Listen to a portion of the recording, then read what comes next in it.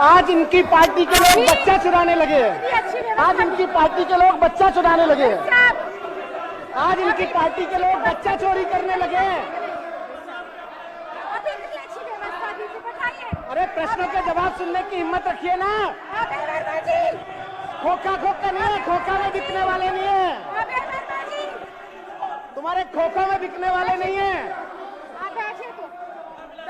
खोखा खोखा में नहीं बिके तो आज उंगली उठा रहे हो।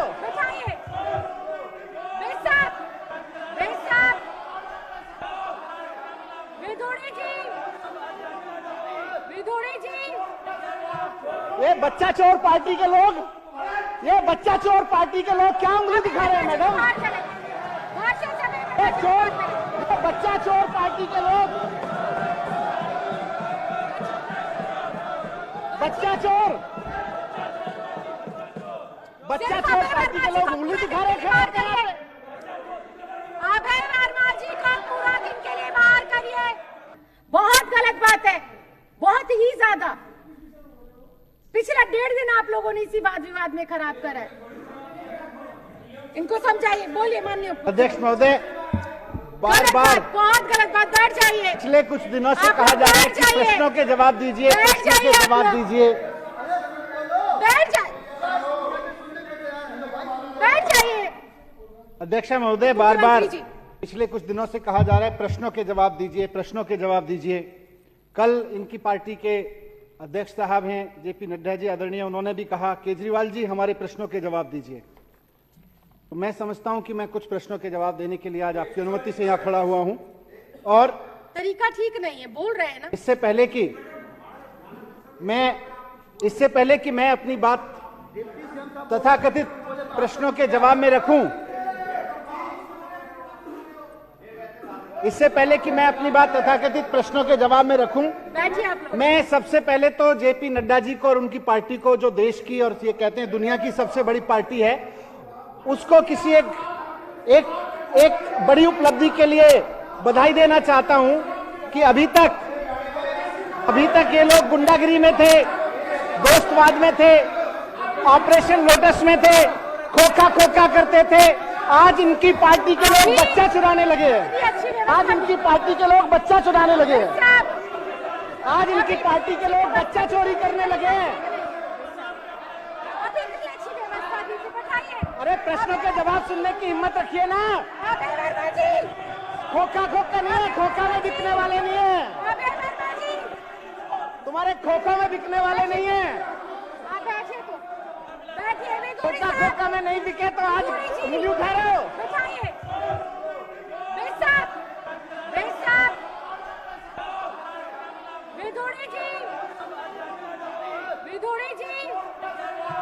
ये बच्चा चोर पार्टी के लोग, ये बच्चा चोर पार्टी के लोग क्या उंगली दिखा रहे हैं मैडम?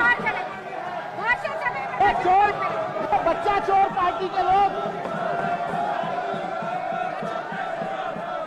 बच्चा चोर पार्टी के लोग उंगली दिखा रहे हैं।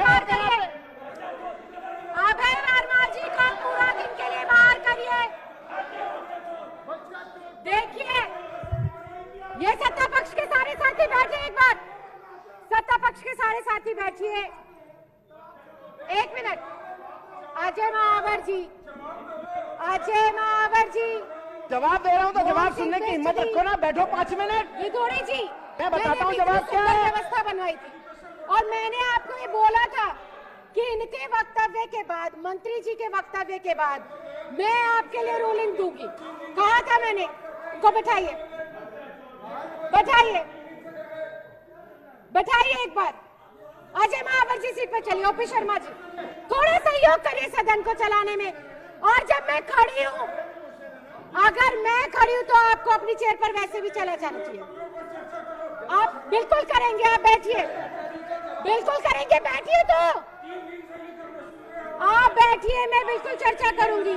ओपी शर्मा जी, आप बहुत सीनियर हैं, बहुत सीनियर सदस्य। आप लोग बैठिए आप लोग। मैं लूंगी आपके, मेरे पास है, मैं आपकी रूलिंग लूंगी, लेकिन आप बैठिए। आप बैठेंगे तो नहीं हो सकता ना। अगर आप बैठेंगे तो नहीं हो सकता। बैठेंगे। हाँ तो आएगा ना, बैठिए तो सही। आप अनुशासन तो बनाइए, आप सहयोग तो करें। आप लोग थोड़ी सी कोई तरीका नहीं है।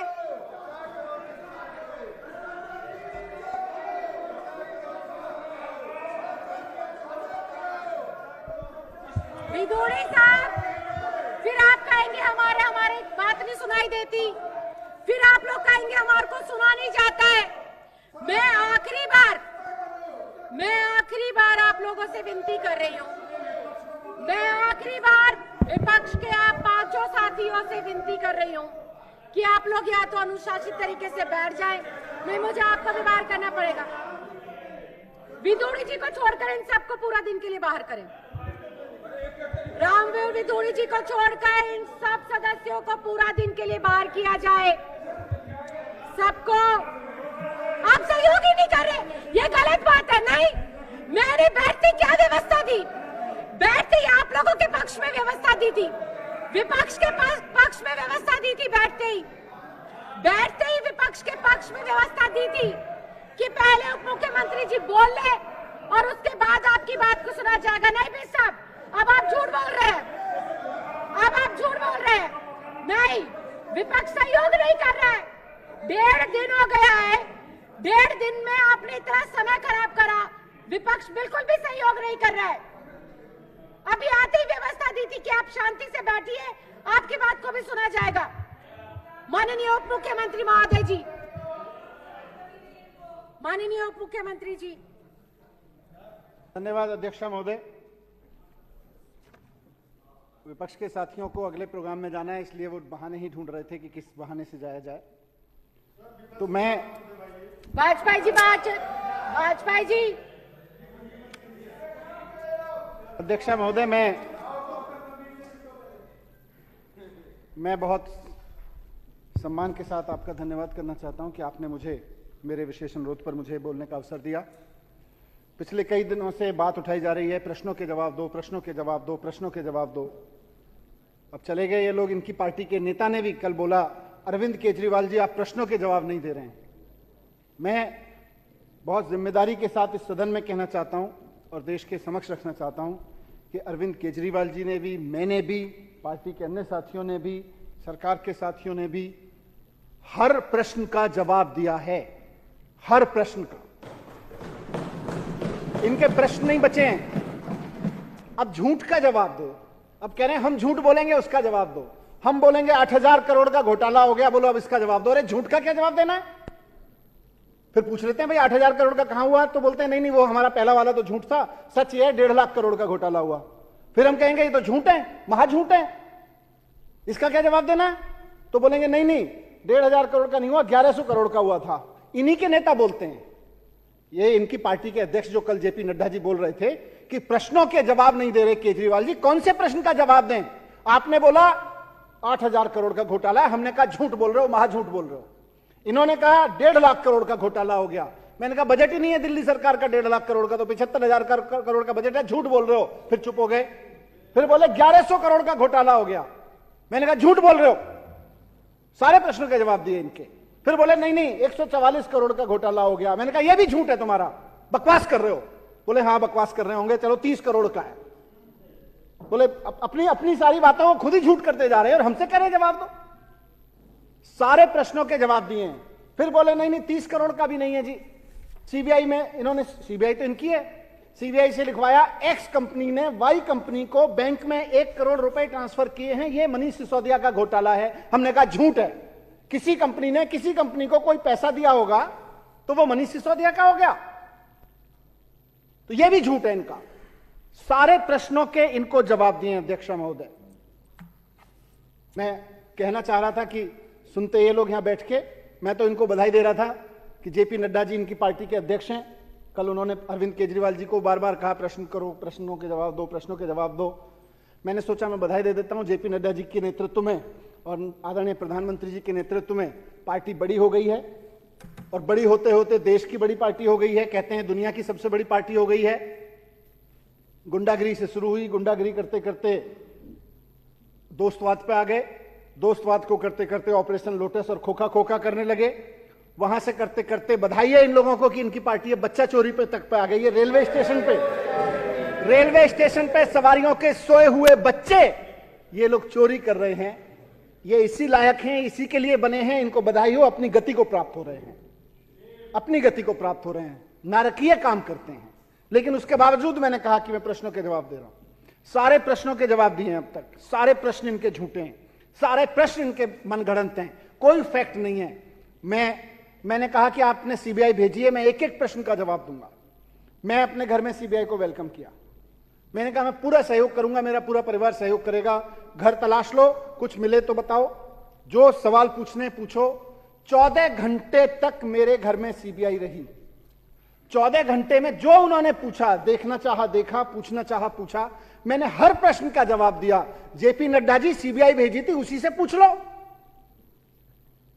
अगर मेरी बात यहां पब्लिक में समझ में नहीं आती है तो सीबीआई तो आपकी भेजी हुई थी, उससे पूछ लो। भाई मनीष सिसोदिया ने इस प्रश्न का क्या जवाब दिया? जो यहां खड़े होकर दे रहा हूं वो वहीं दिया। क्या जवाब दें? जवाब तो सारे दे दिए। आप अपनी सीबीआई पे भरोसा नहीं कर रहे कि सीबीआई वाले आपको सच बताएंगे। सीबीआई वाले भी कह रहे हैं जी हम संतुष्ट हैं, इनके घर से कुछ नहीं मिला। सीबीआई वाले भी कह रहे हैं जी पूरा घर छान मारा, कुल मिला के मतलब छोटे से खर्चे के पैसे घर पे मिले, बीवी के छोटे से गहने, मतलब अभी मजाक कर रहे थे बाहर निकल के लोग। आज अभी मैं लॉकर से आ रहा हूं, इनको लग रहा था बहुत लॉकर में पता नहीं क्या क्या सामान होगा, क्या क्या सामान होगा। कुल मिला के 70-80 हजार रुपए का, उसमें गोल्ड के भी छोटा मोटा है, उसमें चेन भी है, उसमें बच्चा पैदा हुआ था मेरा 15 साल पहले, उसका झुंझुना भी है। वो सारा मिला के 70-80 हजार रुपए आज की वैल्यू का सामान नहीं निकला। फिर जब इनका नहीं चला, फिर झूठ। अब जवाब तो ये दें, कहां से झूठ बोलते हैं इन्होंने। अभी थोड़ी देर पहले मैं वहां से चला, मैं बता के चला सारे मीडिया को कि मेरे घर से कुछ नहीं निकला। मेरे बैंक लॉकर का इतना इन्होंने हल्ला मचाया, बैंक लॉकर तलाशेंगे, बैंक लॉकर तलाशेंगे, उसमें से निकलेगा, उसमें भी कुछ नहीं निकला। मैंने सारा बताया, मेरे पास सारे सर्च मेमो हैं, क्लीन चिट मिली है मुझको। प्रधानमंत्री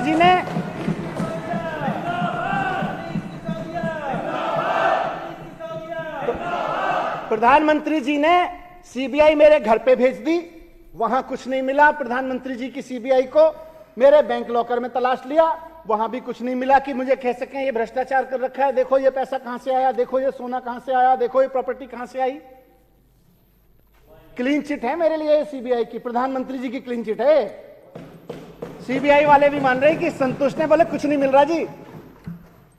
और बेचारे कहते हैं दबे पांव की जी देखो प्रधानमंत्री जी का दबाव बहुत है, गिरफ्तार तो करना पड़ेगा। वैसे तो क्लीन चिट ही है, आपके यहां से जो कुछ दिख रहा है उसमें तो क्लीन चिट ही है, पर 2-3 महीने के लिए तो बहुत दबाव है कि आपको जेल में डालना। मैं कहता हूं कह दो यार, अपनी नौकरी बचाने के लिए वो डाल दो जेल में। इस देश के भले के लिए 2-4 महीने जेल में भी रह लेंगे, कोई आफत नहीं है मुझको। मैं एक एक प्रश्न का जवाब दे रहा हूं। इनके भी प्रश्नों का जवाब दिए, प्रेस कॉन्फ्रेंस में खड़े होकर जवाब दिए, सीबीआई के सामने खड़े होकर जवाब दिए, बैंक में लॉकर पे खड़े होकर जवाब दिए। अब कह रहे प्रश्न के जवाब नहीं दे रहे।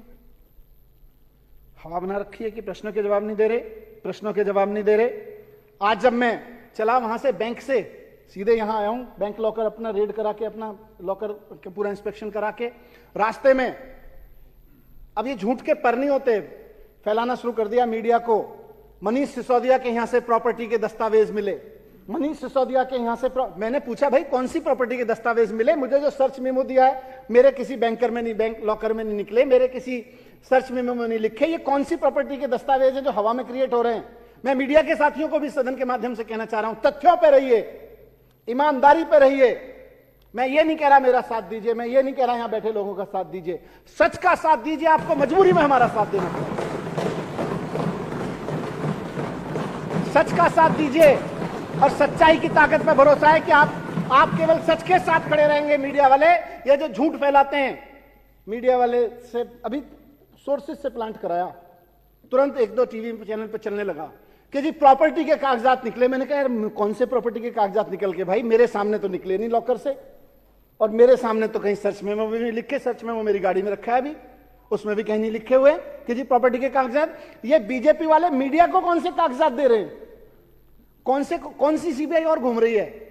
इसके भी जवाब पूछेंगे इनसे। तो अध्यक्ष महोदय, इन्होंने सारी जांच करा ली।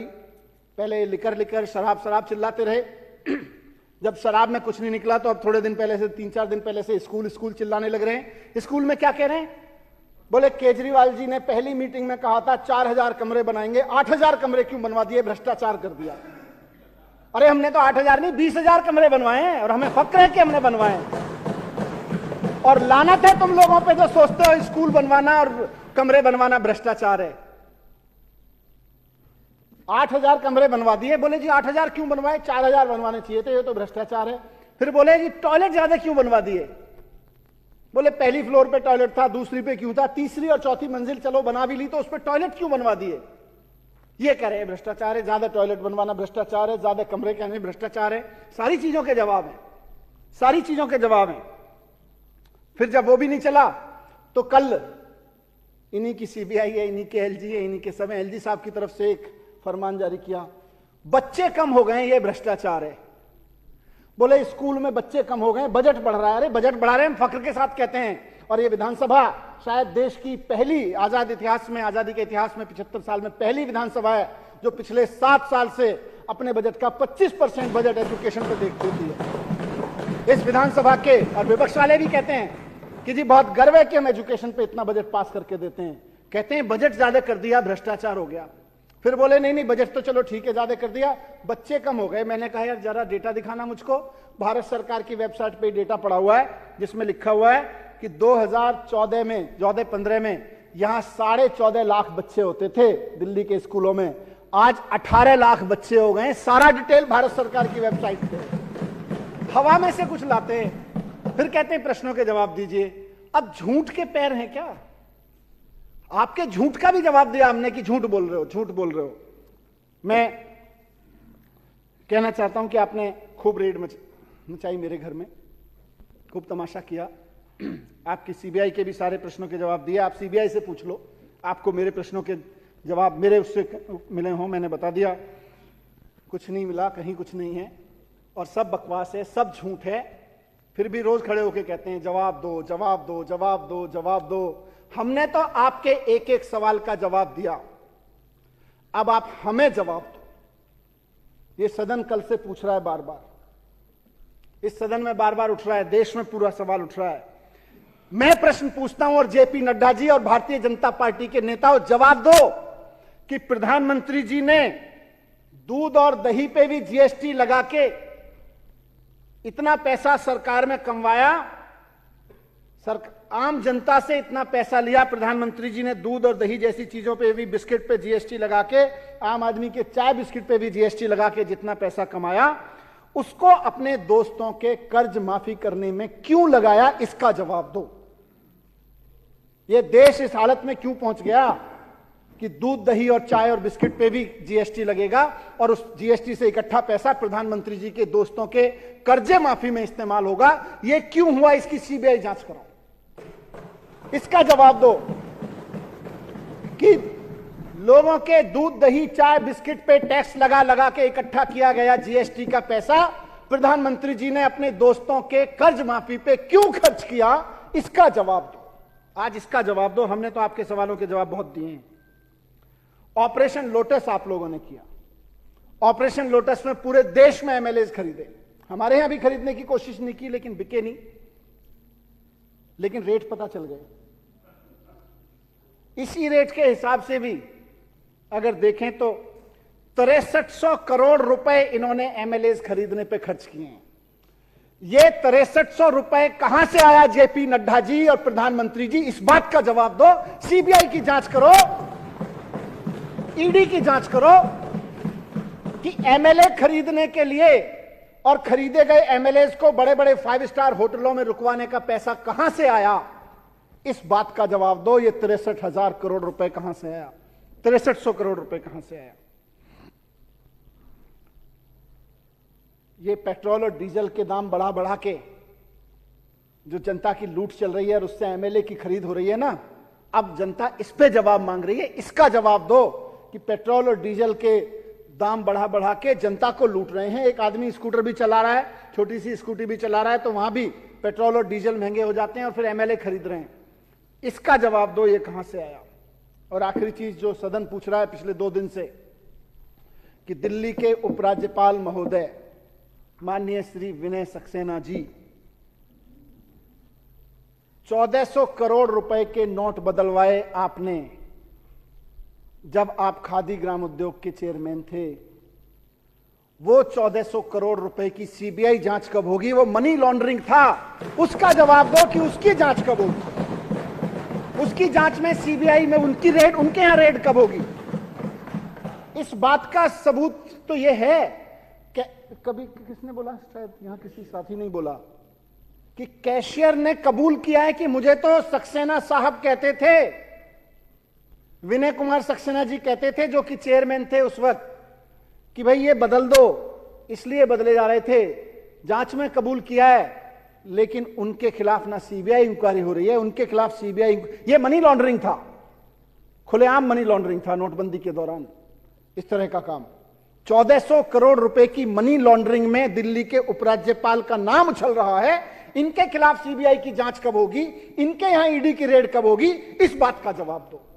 3 प्रश्नों के जवाब, ज्यादा नहीं पूछ रहा, आज मेरे 3 प्रश्नों के जवाब दें भारतीय जनता पार्टी वाले